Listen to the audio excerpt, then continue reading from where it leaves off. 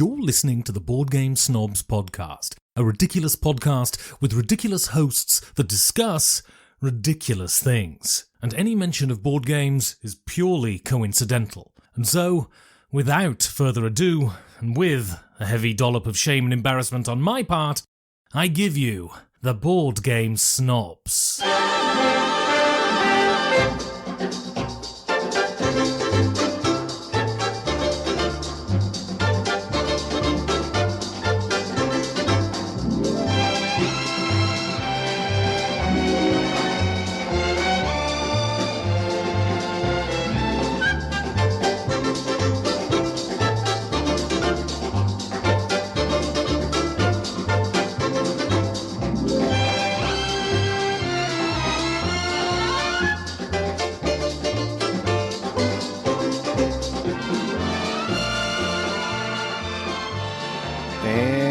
Go. Welcome to the greatest podcast that you're listening to right now.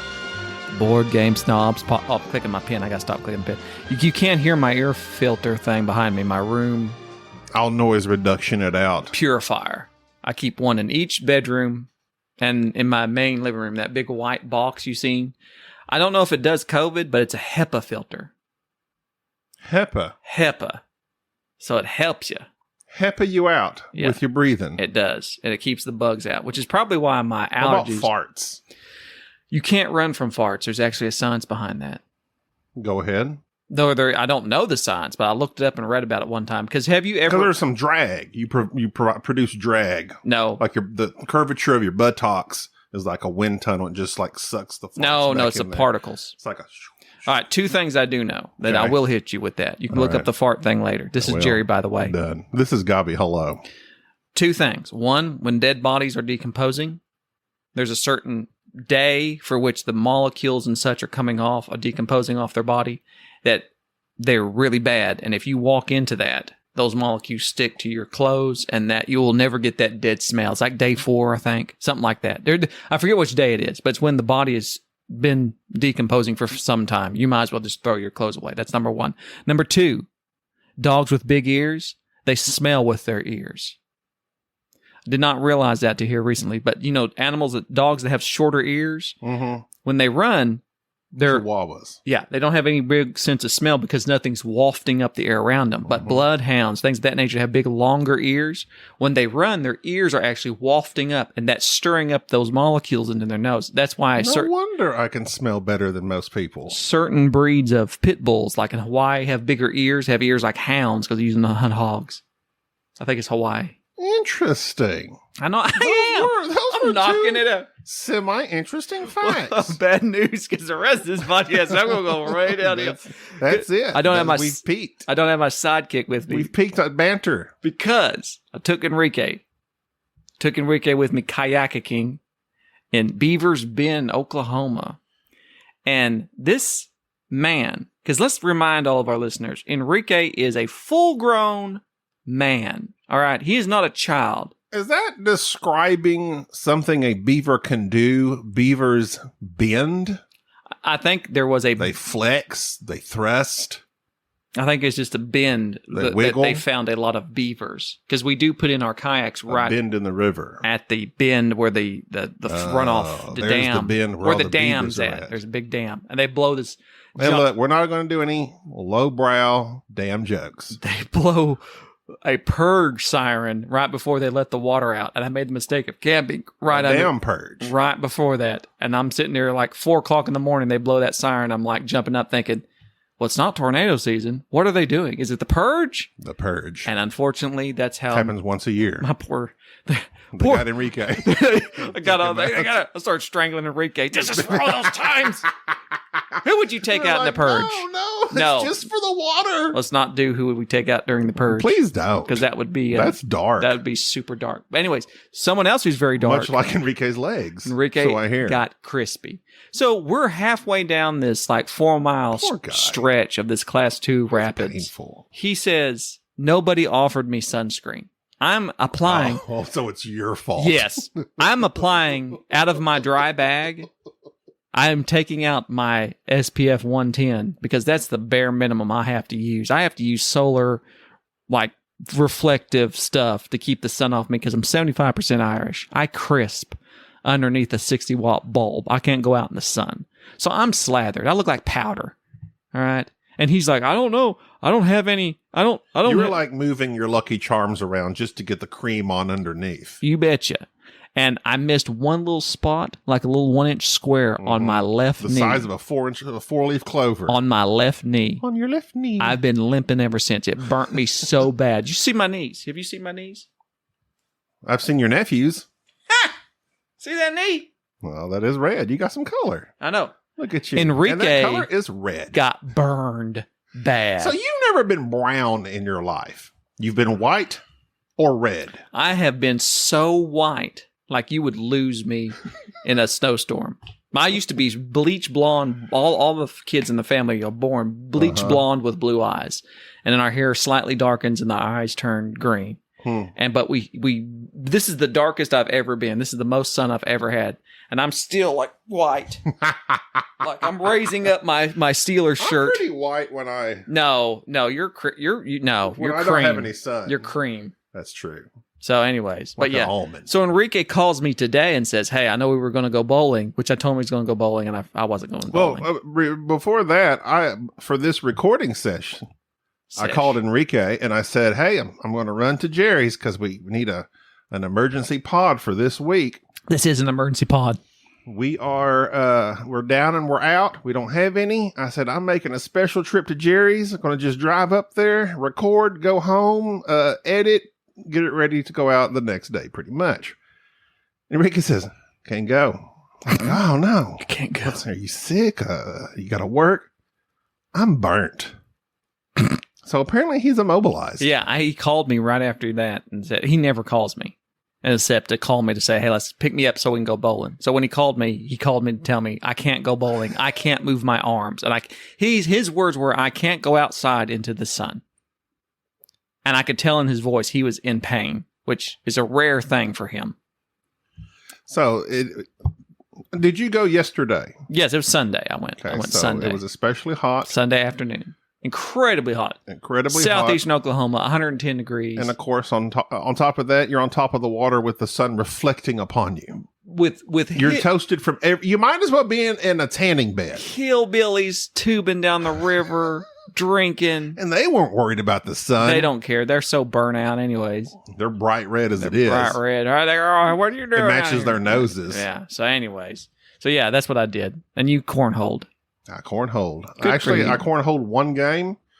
And switch yourself. It was literally, I stepped outside and I might as well have been swimming through the air as thick as the humidity was here. Mm-hmm. Absolutely atrocious. I said, this is the day my friends decide to do things outside? Cornhole, volleyball? You got poor friends up down Texas. So we did play one game of cornhole. I said, that's it, I'm done.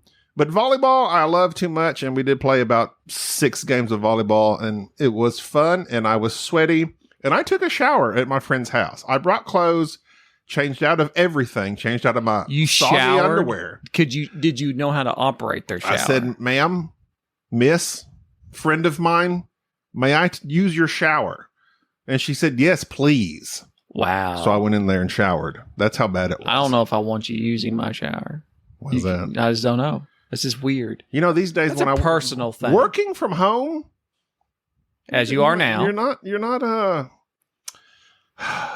you don't feel the compulsion to shower as often as you do. So it's like I have to tell myself, oh, I need to shower because I'm not getting dirty per se. No, I'm not working hard, sweat pouring from my brow anymore.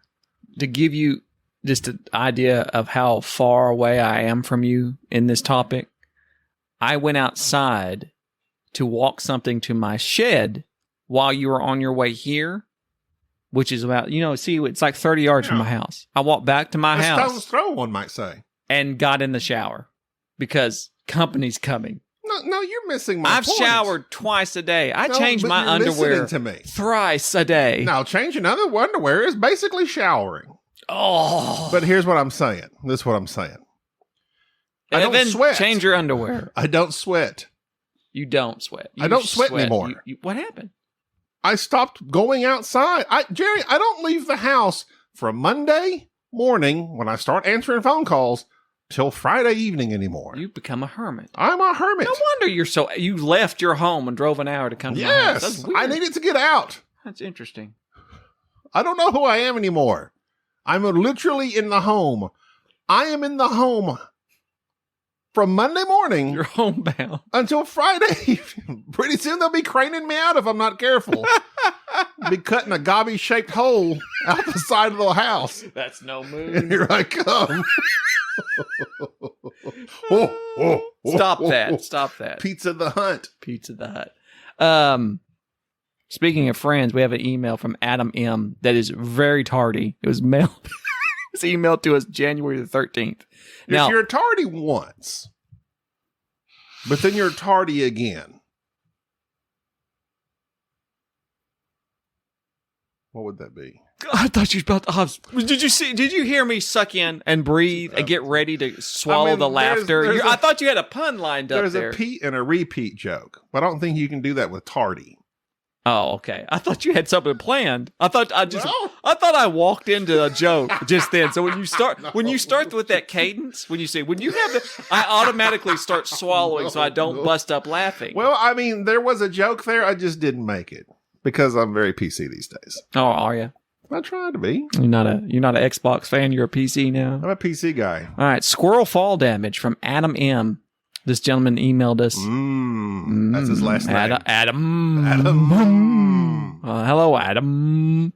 We're tardy in reading this email because we generally flag these emails and his slip through, but we don't ever delete anything. And Gabi reads through our emails for fun.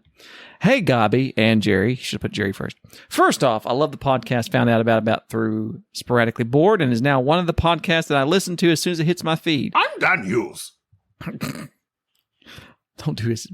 I am listening to some of your backlog catalog. He didn't say backlog. He said back catalog. I said backlog catalog.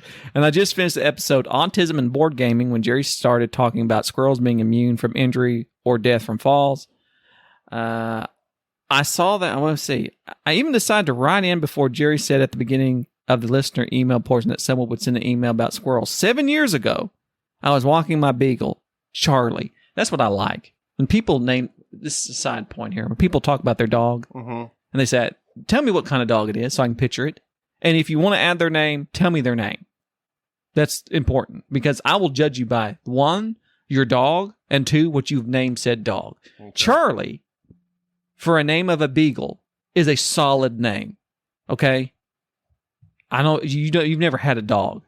Have you? No. You've never named an animal. Cat guy. You're a cat guy, which is why you're inside the house. All their names are like Fuzzy. And soon you will have multiple Socks. cats. You're turning into a cat woman. True. Around a neighborhood apartment complex, there was always a load of squirrels. I do love Bruce. Knowing that my dog would never be able to catch a squirrel with his hound bark and with me holding the leash, I pointed to the squirrel and shouted, Charlie, get the squirrel.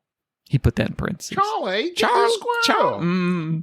As usual, Charlie bellowed as he ran and gave the squirrel ample warning to run up the nearest tree. Unfortunately for the squirrel, though, the nearest tree was a sycamore tree. I added that because we call them sycamores here. We're not sycamore. Sycaless. If you do not know what a sycamore tree is, they are the ones that look white when their thin bark falls off.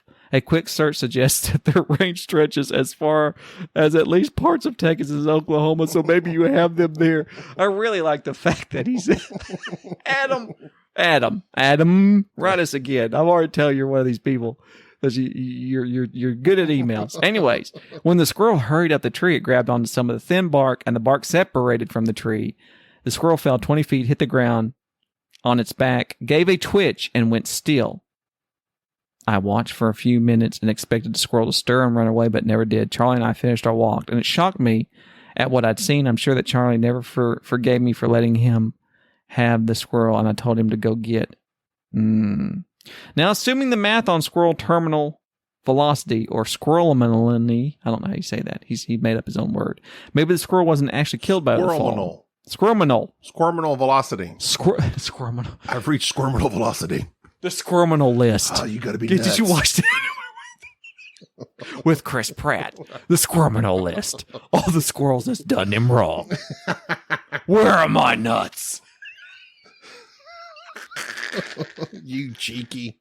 Okay, that was good because they put the nuts in their cheeks. Maybe the squirrel wasn't actually killed by the fall. Maybe it had a heart attack or something. I don't know. I never called the coroner acorn anor. Okay, first off, There we stop. go. Okay. See, Adam, I like this guy. I never read this email till just now. So Adam wrote a coroner, and then he puts like parentheses acorn plus coroner, and then wrote works better said out loud than written form. I don't know. I never called the corner. A corner? Corner. That's good stuff. A coroner. Adam's a man after my own heart. It's just a guy that works at a coroner's office, but he's kind of nuts. You know, a coroner. All right. Hopefully a couple puns lighted up to the end. Looking forward to many more. Thanks. He's from Indianapolis. That's why he's so weird. Indianapolis is that race car place, isn't it? That's where Mike's from as well. Mike Delicio. Well, Adam, thank you for doing a good callback. That on was our delightful. Squirrel fall damage. Squirminal velocity. I like All that. the squirrels in the area that I've moved to have been viciously killed. By what? Okay, so when we moved here, I wanted what many people in the South have called a barn cat. Now, a barn cat's not like a domesticated cat like you have. Do squirrels get nut cancer? I hear it's squirminal.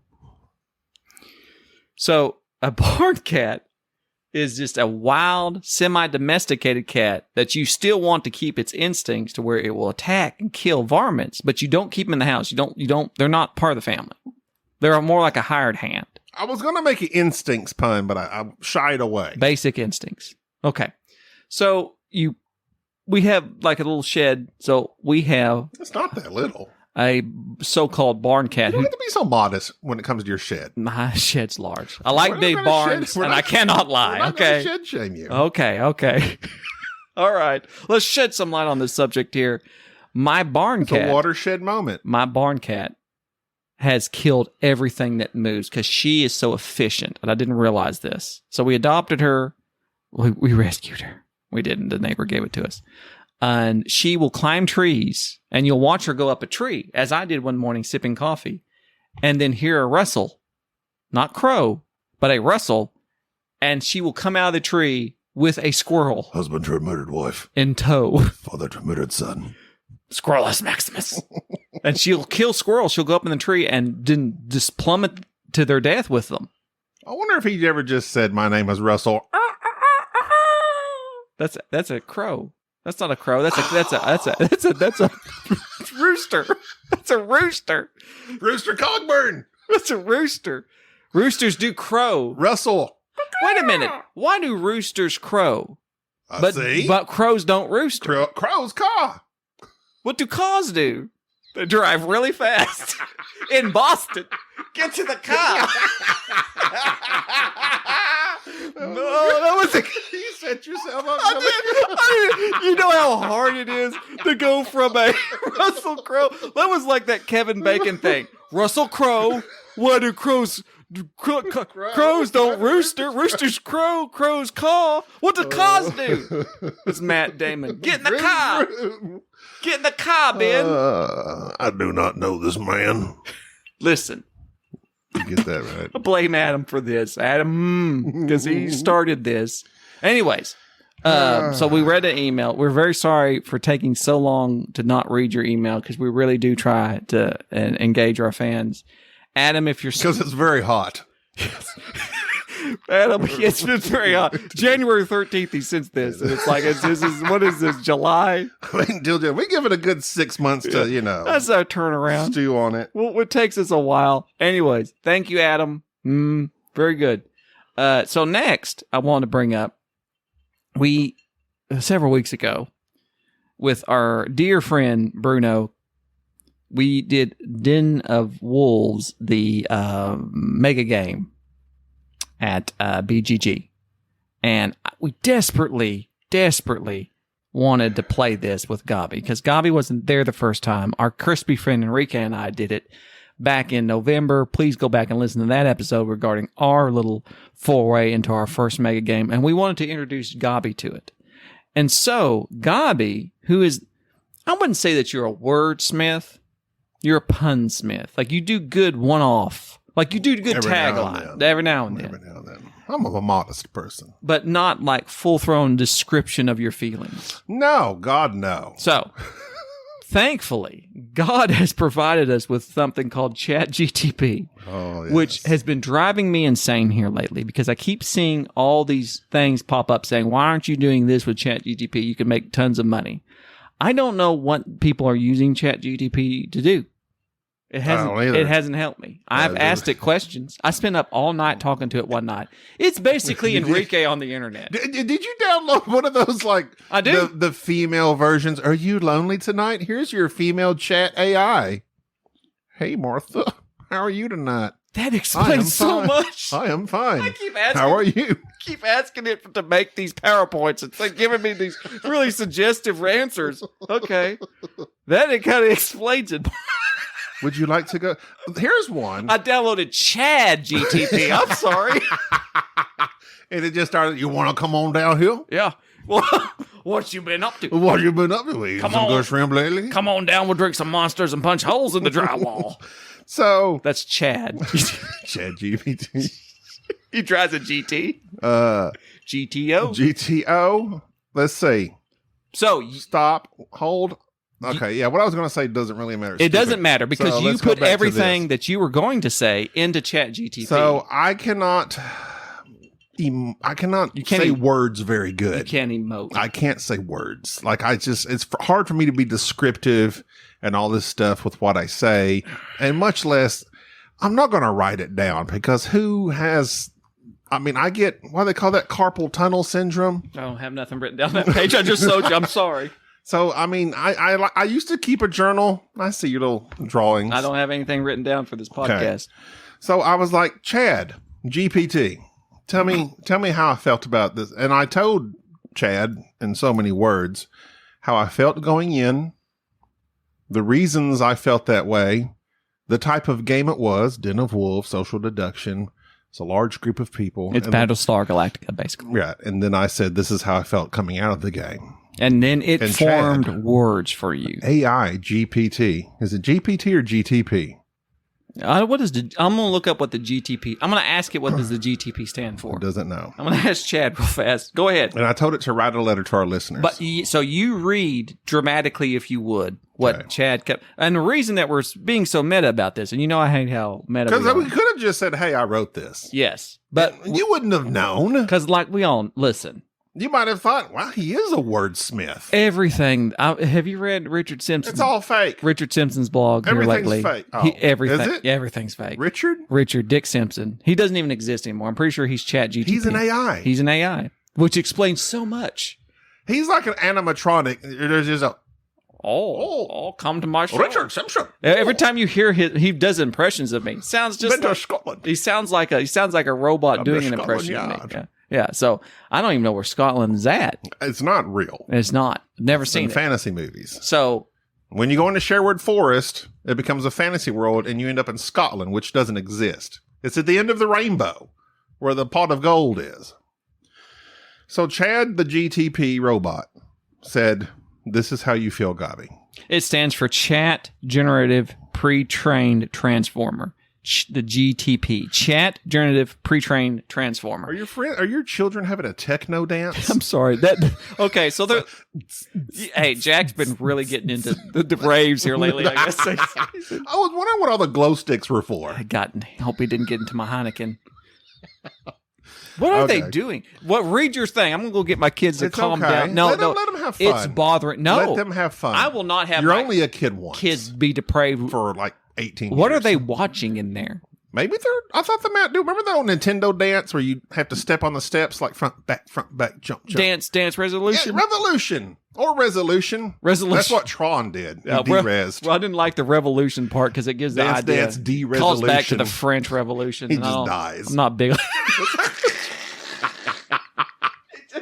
Just upload Tron to Dance Dance D resolution. He's just like, all right, game over. That was fast. It's France Revolution, and it's a dance thing. Tron humor. All the France Revolution games. People, are nobody dancing. cares about Tron. It flopped. Tron Legacy flopped, and I loved that movie. love Tron. That was a great show. Who was in that? Was that what's her face? The lady with the deep blue eyes. I do not know this man. The deep blue eyes. The deep blue eyes. It was the other one. Olivia. Munn. Yeah, Munn might be the right one. I'm pretty sure Mum's There's the word. two of them. And I really like her eyeballs. I don't find that's a weird. I don't like. Now, here's a weird thing. It's just her eyeballs. Oh, everything else about her. Pretty eyes is what you're saying. No, I'm not saying that her eyes are pretty. I just like them. Olivia Munn's the wrong one. It's the other one that was married to Ted Lasso. Who's Ted Lasso? Who was married? That's not his real name. I don't know. I don't live in the real world. I live in the Tron world of ChatGPT. You use ChatGPT one time. You come to my house with like some sort of blue bodysuit driving a Tron motorcycle. Jason Sudeikis' wife. What's Jason Sudeikis? You're making up names. These people don't exist. My God. You're in the Matrix. Who was he married to? Olivia Wilde. Olivia Wilde. Okay. Olivia Wilde. Yeah, she does have some striking eyes. Those are fake. They're AI? I think they're AI? AI. That's how you know she's not French, because they can't do the Parisians. They can't do the A, because that's what Bruno taught us at France Revolution. Okay. Bruno, a great dancer. You go ahead and read your ChatGPT thing. I'm going to go shut down the rave that my kids are having in the next room. So Chad GPT told me this is how I felt. Dear podcast listeners, let me tell you about Den of Wolves, a game I hated. Here's how it begins. I found myself at a large social deduction gaming event filled with excitement and anticipation. I was filled with excitement and anticipation, not the gaming event. I was filled with excitement and anticipation.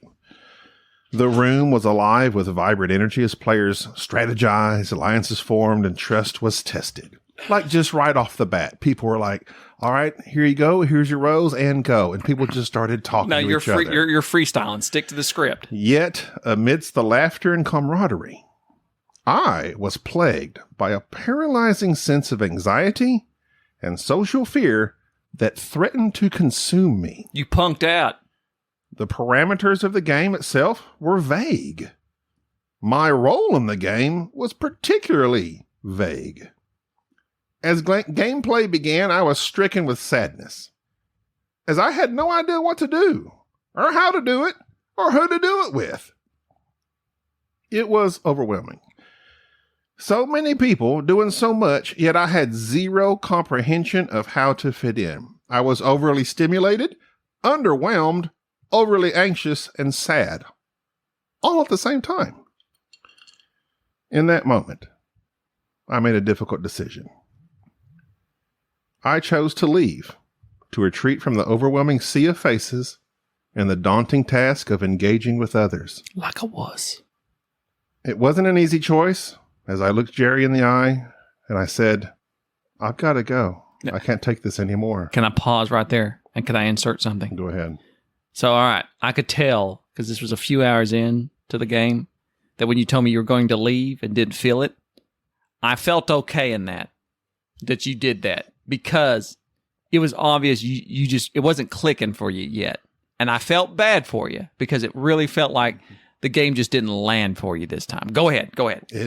No, it did not. It wasn't an easy choice, but it was the only one I felt capable of making at the time. The weight of my anxiety hung heavy on my shoulders as I walked away, feeling defeated and disappointed and sad that I had disappointed others. I felt I had let everyone down, in particular, my friends Jerry and Bruno. Enrique remains completely unaware of most things, quite frankly. But that's okay. So I don't know if I did this or Chat GPT. Never mind. of most things. Okay, so that's Enrique. Enrique remains completely unaware of most things, quite frankly, but that's another story for another day. Okay, this one's about me, not Enrique. So anyways, I walked away. I left the room. I walked outside, took a breath. I had quit. I had given up. But life has a way. Finds a way. Life finds a way. Life has a way of presenting us with opportunities for growth when we least expect it. Little did I expect to grow at BGG Spring. And so it happened that I found myself drawn back to that very gaming event. I hate to quit things. I really do. It nagged at me. I was angry at myself that I was unable to initially persevere. But something deep inside me yearned to conquer the fears that held me back, to reclaim my love for a gaming event that at one time the very thought of had thrilled me. And so, armed with determination and a newfound sense of purpose, I stepped back into that room, trepidatious, yet determined to finish what I had started. The familiar faces greeted me with warmth and understanding, creating a safe space where my anxieties could begin to dissipate. With each interaction, my confidence grew, and my social paralysis began to loosen its grip on me. SP. Members of the control group asked me if I was okay, and what could they do to help me? What could they do to make this a pleasing experience for me? The cockles of my heart began to warm at their sincere interest and genuine kindness towards a complete stranger they saw in distress. I explained to them I was lost and anxious. They gave me a specific task to perform, and with that, I was off. As the game unfolded, I discovered the power of vulnerability. I realized that it was okay to make mistakes, to stumble and falter. In fact, those moments of vulnerability allowed others to rally around me, offering support and encouragement. The game became a platform for connection, not just competition. In the end, I emerged from that event not only as a player, but as a victor over my own fears. The anxiety that once held me back became a catalyst for growth, a reminder of the boundless strength within me. I learned that courage isn't the absence of fear, but rather the ability to confront it head on, to push through the discomfort, embrace the possibilities that lie beyond. My journey serves as a testament to the transformative power of perseverance and self-belief. It reminds us all that we are capable of conquering the demons that haunt our minds and preventing us from experiencing the fullness of life. So I implore each of you to reflect on the fears that may be holding you back, the anxieties that whisper doubt into your ear, knowing that you have the power to overcome them, to face them with unwavering courage and determination. I kind of want to start pounding the podium right now. Do it. Embrace the unknown, for it is often within those uncharted territories that we find our greatest joys and discover our true potential. So there it is. I have told you about Den of Wolves, a game I hated, but I now adore. So that was all from ChatGTP. There was a few things like the cockles of my heart that were clearly me. And this is supposed to be what's going to take over the world. That was it. That was soulless. That was like, well, I mean, I think I added something with my vibrant reading. Yeah, of it. but the core of it was just pablum. I mean, it was just, what do they call it? Platitudes. Like, all of those were like cliche platitudes you hear, like conquering your self-doubt and all that stuff. That it was supposed to be like Terminator. Squirminator. Like, I expected a squirrel to come busting into the... Wouldn't that be weird? With like dark sunglasses. And his little furry tail, and it's like, he got in, one red eye. One red eye, come in and kill us. He's from the future. Okay, come busting in. Okay, come on. Listen. Stick to it. I'm sticking to it. I'm just saying is that number one, that Chat GTP, I would have much... Is it GTP or GPT? I don't want to keep getting that backwards. You've already forgotten. I can't even look it up. I went and got me another rum and coke. Just say AI chat. The AI chat. Okay. AI chat. Hey. Hey. That's the Italian. Hey. That's the Italian chatbot. Hey. Okay. Listen. Don't. I was about to start doing stuff. Don't stop me. Okay. I'll stop you. Okay. Here's the thing. Mama mia. Yes. You made me stop. I'm sorry. I can't help myself. So, let's step away from the whole AI discussion for just a moment and let me go further into Den of Wolves slightly. That's basically it. Can I give some context to Den of Wolves overall? Go ahead. Okay, so for instance, if everybody who's familiar with Battlestar Galactica, Den of Wolves is basically that. It's a mega game set up with multiple tables. Each table is its own ship. Each ship has essentially its own captain and crew and so forth. Multiple people at each table, 4 to 7 people, and then each ship can be combined with other ships as their own nation. Those nations will have counselors. Those counselors meet with the president and so forth and so on, pass laws, so forth and so on. And everybody's on the watch for wolves, which are basically Cylons, which are basically AI interpretations of people, which is very weird that ChatGPT now wrote all your feelings about Den of Wolves. Either way, it's an amazing game that's played over a period of all day long. And unfortunately, and this was the first misstep that we had, and let's just focus on your experience in this game. We'll talk about mine and Enrique's another time. I wanted to be the president because I'd played this game before. So we arrived early, and I took the position of the president. And for some reason, Gabi wanted to be kind of connected with me and my ship. I made you the Secretary of the State.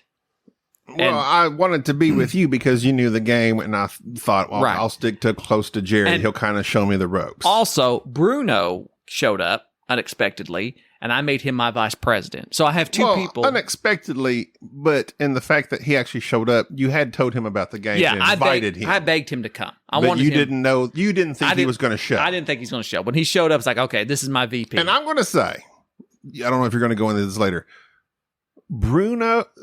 watching Bruno. First off, overwhelmingly loved by the other 40 people playing the game. Oh my God. He loved this game, and the game loved him. Yes, this was Bruno's game. He was like, just bam. I'm like, have you played this before? Mm-mm. And no, he's just like making moves. He literally sat down and says, what does the vice president do? I said, look, I need you to be my right hand.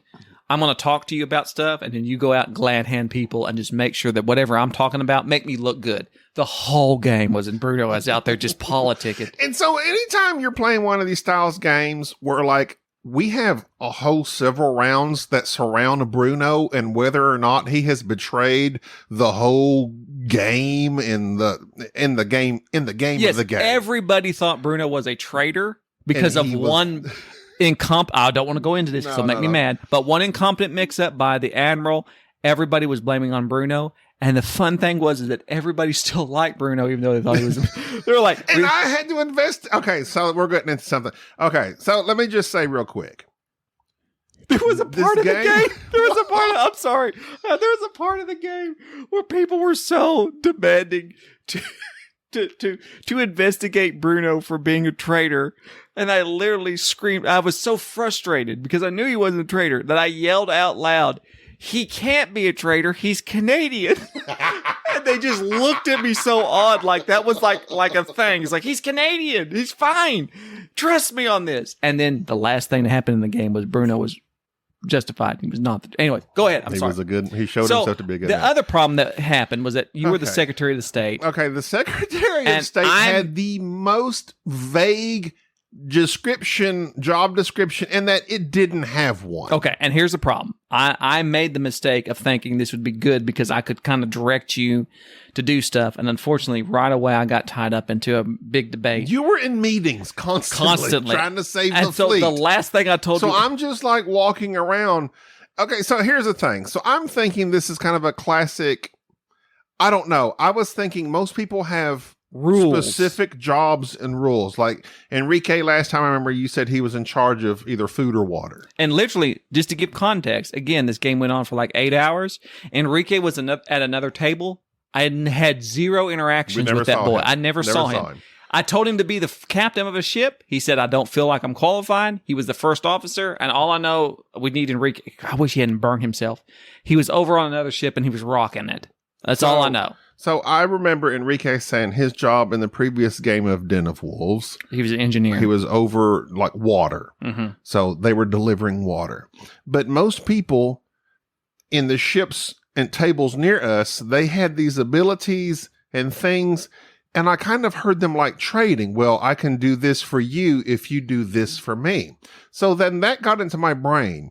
And as Secretary of the Fleet, I had nothing to offer other than I work for the president.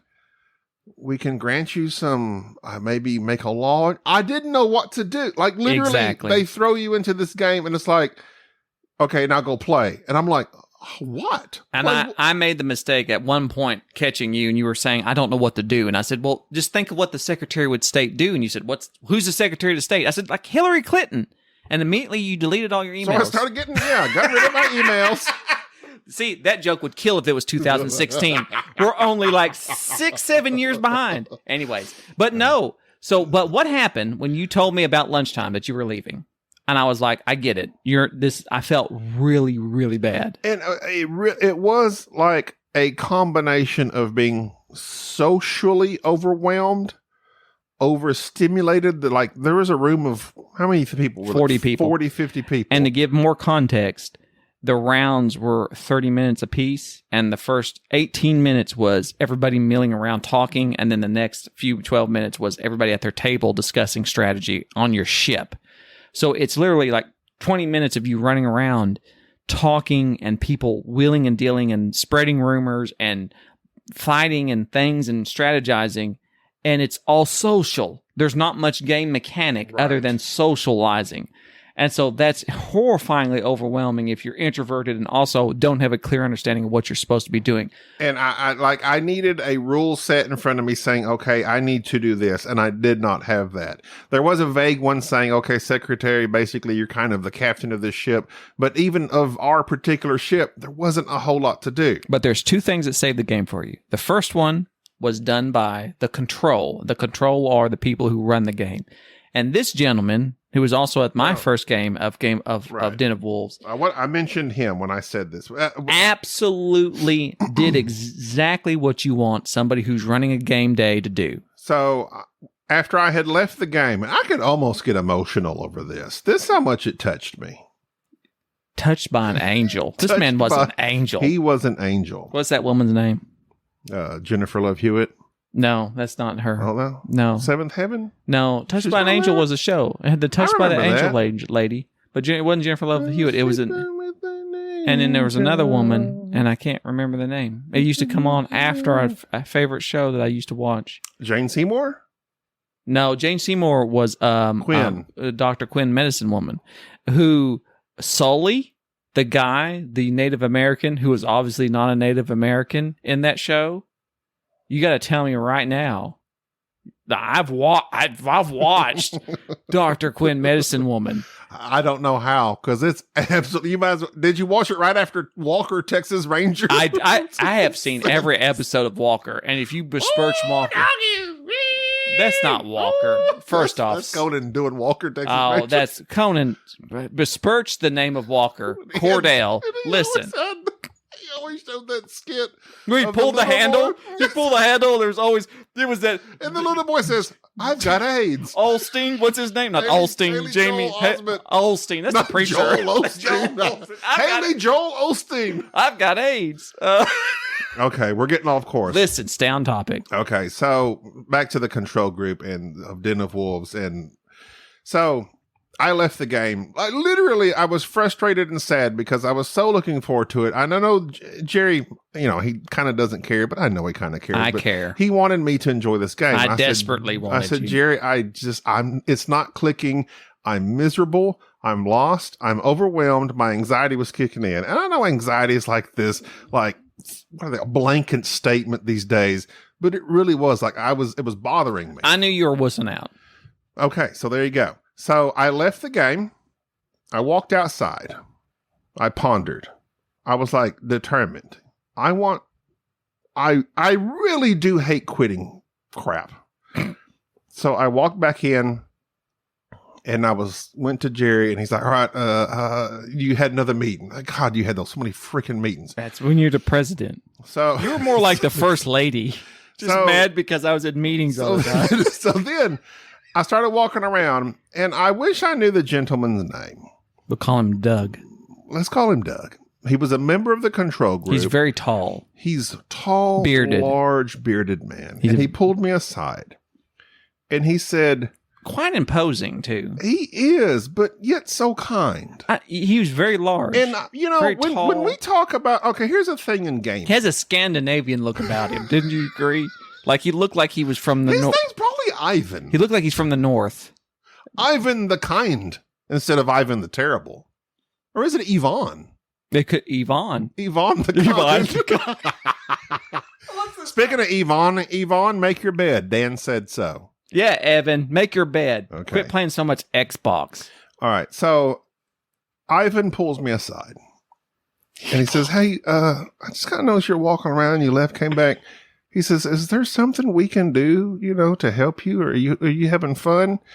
And I poured my heart out to this guy. I was in tears. I saw you crying over there with Yvonne. I was in tears. I'm like, Ivan, my God, this is overwhelming. I don't know what to do. He says, I'll tell you what. And literally, this was the catalyst for me. He was like 6'9". I literally watched him put his hand on your head.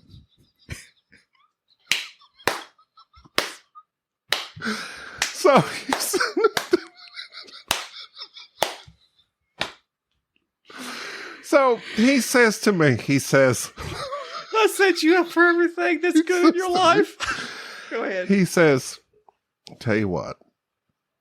Because I told him, I says, I just don't have a clue what to do. He says, go to the science ship.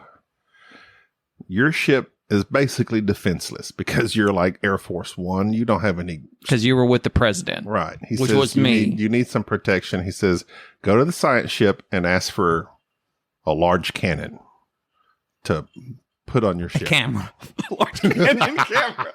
We take pictures and stuff. It's basically a ring or nest. nest. Ring our doorbell. We're going to see you. We're going to see you. Who's out there? Who's docking on our ship? Who goes there? I got that cannon. Who goes there? I got that cannon glass.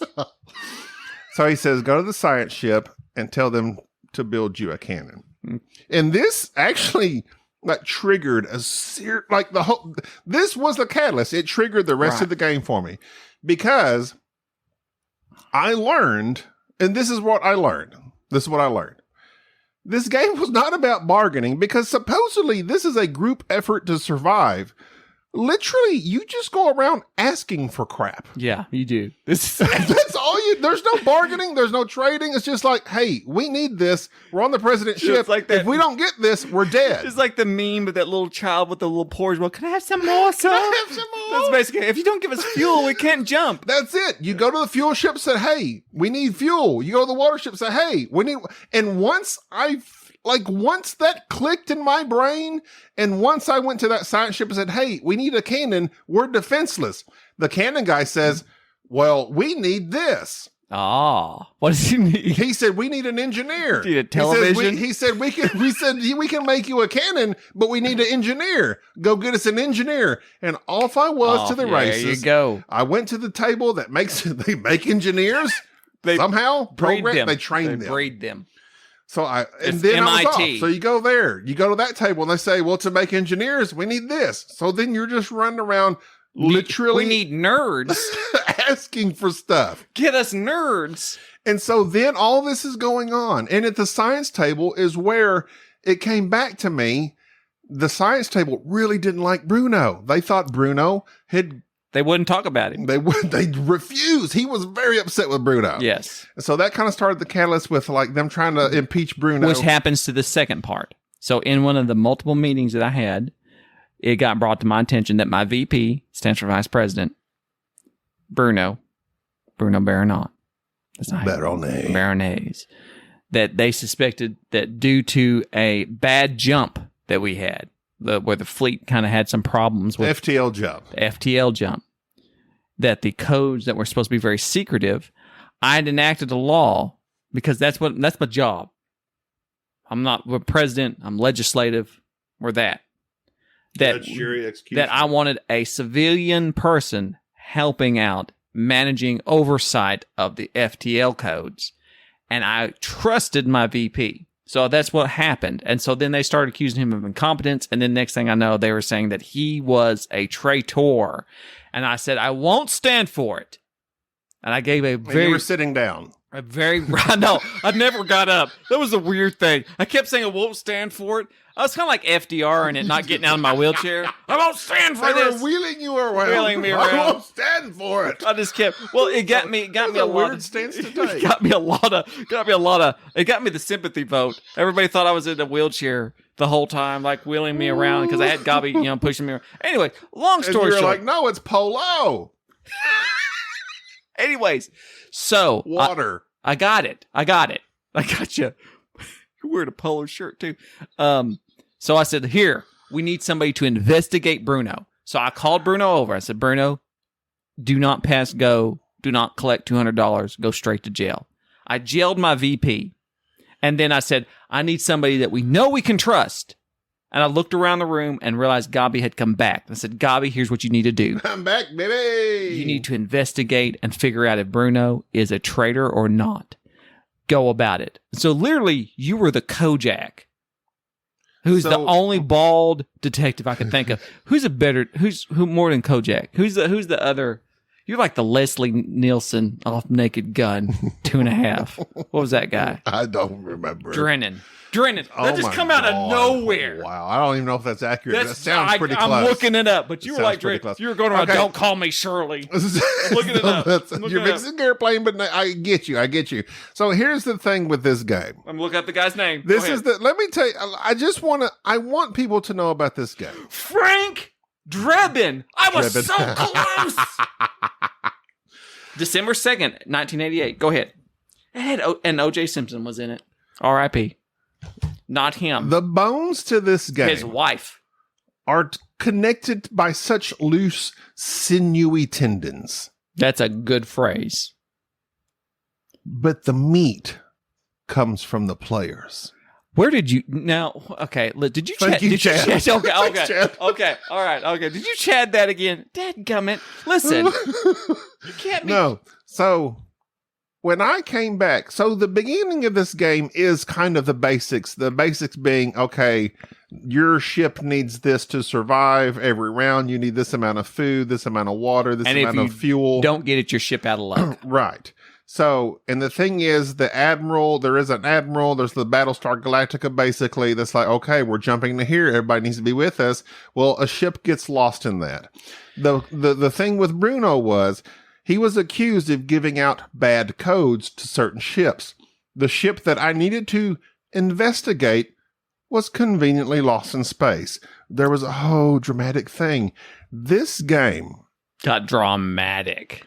Like high school girl dramatic. It quickly left the bones of, oh, hey, we need water and ore and fuel to survive. And it just went to all of this drama of who is betraying who, where are these ships that have been lost at? The admiral was getting impeached. Jerry stepped down as president, put in place a puppet that which he masterfully played from behind. Listen, let's not get into my story. But that guy also did that because that was one of his personal goals. Well, and first, he's success. I want to say this guy's success. He had a personal goal of becoming president. That's not easy to do. No, it's not. And this dude became president. In this game, once I got past my whole overwhelmed with what are the rules, and just accepted the fact of this is a game of literally everyone in here just go ask for stuff to survive for your ship. And then all these side stories happen with the betrayal because there are these like Cylon type characters, the wolves, and they get doled out halfway through. They can at the beginning. And at this turn, it was at the beginning, this particular game. So then some people, actually in this game, there was only one wolf. There's just one. And to your credit... Okay. To your credit, and I want to go back to this. You investigated Bruno. You came to me and said, look, it wasn't Bruno. I already had a good feeling about Bruno. I was 99.9% sure. I just needed to make sure I wasn't getting blindsided. Your investigation, which lasted like a round and a half, you come back and say, look, Bruno didn't do it. Let's not talk about Bruno.